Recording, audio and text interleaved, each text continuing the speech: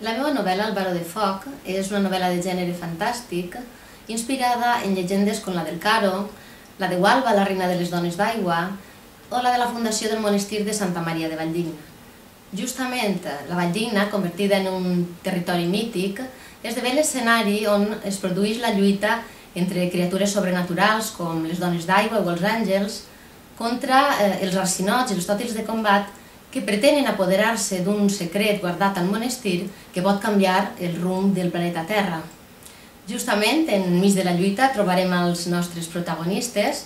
tres joves, Elisa, Roger i Joel, que formen un triangle màgic de terra, aigua i aire capaç d'enfrontar-se al poderós baró de foc, una criatura perversa que representa el poder destructiu de la natura.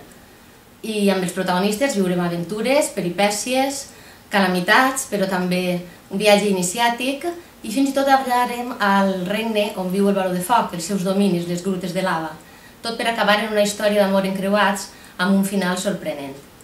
Espero que vos agradi la lectura i mos veiem al monestir de Valldigna amb el baró de foc.